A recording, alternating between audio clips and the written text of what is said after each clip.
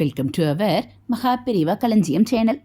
இன்னைக்கு நாம் பாண்டுரங்கா இந்த கதியற்றவனிடம் கருணை கொள் என்று வேண்டிக் கொண்ட ஒரு பக்தரை பற்றி தெரிந்து கொள்ளலாம். பண்டிதர் வித்யானந்தருக்கு பாண்டுரங்கனிடம் மிகுந்த பக்தி இருந்தது. தினமும் காலையில் நதியில் நீராடி ஆச்சார அனுஷ்டானங்களுடன் பாண்டுரங்கனை தரிசித்த பிறகே மற்ற வேலைகளை ஆரம்பிப்பார். அப்போது அவர் நீராடுகையில் அந்த நதிக்கரையில் இருந்த குடிசை ஒன்றில் ஒரு தொழுநோயாடி வசித்து வந்தார்.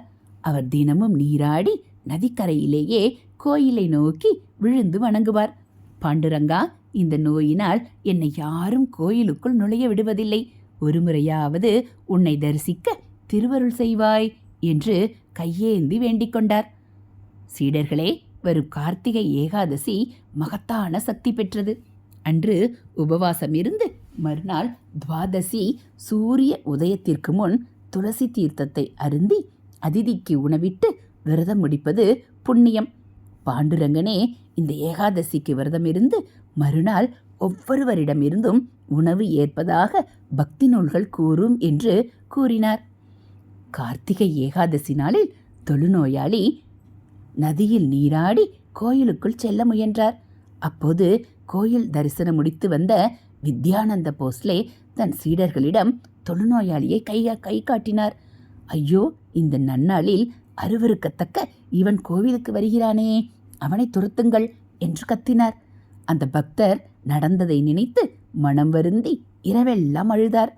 விட்டலா, என்னை உள்ளே விட மறுக்கிறார்களே, உன் தரிசனம் எனக்கு எப்போது கிடைக்கும் என்று கதறினார். பாண்டுரங்கா இந்த கதியற்றவனிடம் கருணை கொள் என்று மனதில் பகவானை வேண்டிக் கொண்டே அழுதார். நீ இன்றி நான் எப்படி வாழ்வேன்?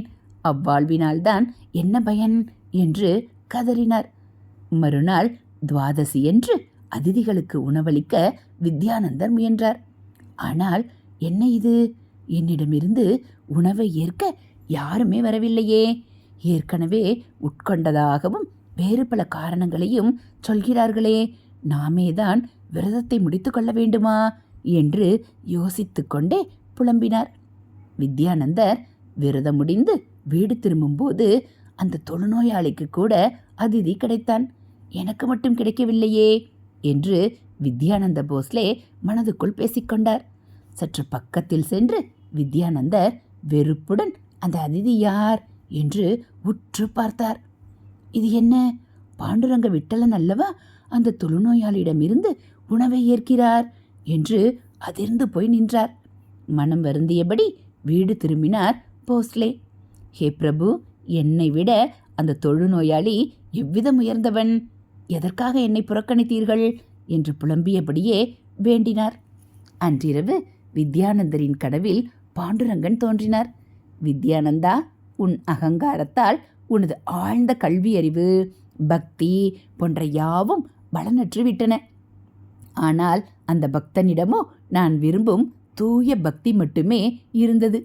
எனவே அவனது பக்திக்கு அடிமையாகி அவனது அதிதியாகவும் சென்றேன் என்று பகவான் கூறினார். வித்யானந்தர் கண்கலங்கி மனதார கைகூப்பி வேண்டினார்.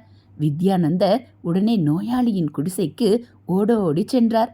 ஐயா, உங்களது உண்மையான பக்தியை பாண்டுரங்கனே மெச்சுகிறார். பக்தி குறைவான நாங்கள் பாண்டுரங்கனை தேடி போகிறோம். ஆனால் அந்த விட்டலனே உங்களை தேடி வந்தார். என்னை மன்னித்து விடுங்கள். நான் உங்களை அவமதித்ததுக்காக மிகவும் வருந்துகிறேன் என கைகூப்பி நேற்றார். கடைசியில் இருவரும் ஜெய் ஜெய் விட்டலா, ஜெயஹரி விட்டல, பாண்டுரங்க விட்டலா என்று சரணகோஷம் பாடி அந்த தொழுநோயாளியின் திருவடியில் வித்யானந்தர் தன் கர்வத்தை தொலைத்தார். இதுபோல் ஆன்மீக கதைகளை நீங்கள் தெரிஞ்சுக்கணும் அப்படின்னா மறக்காமல் நம்ம சேனலை சப்ஸ்கிரைப் பண்ணுங்கள். கூடவே பெல் ஐக்கானை கிளிக் பண்ணி ஆல்ங்கிற பட்டனையும் அழுத்திடுங்க. அப்போ நம்ம போடக்கூடிய வீடியோக்கள் உங்களுக்கு உடனே நோட்டிஃபிகேஷனாக வந்துடும். நம்ம சேனலில் வரக்கூடிய ஆன்மீக கதைகள் எல்லாம் உங்களுக்கு பிடிச்சிருந்தா ஒரு லைக்கும் கமெண்ட்டும் கொடுத்து உங்களுக்கு தெரிஞ்சவங்களுக்கும் ஷேர் பண்ணுங்கள். தேங்க்யூ.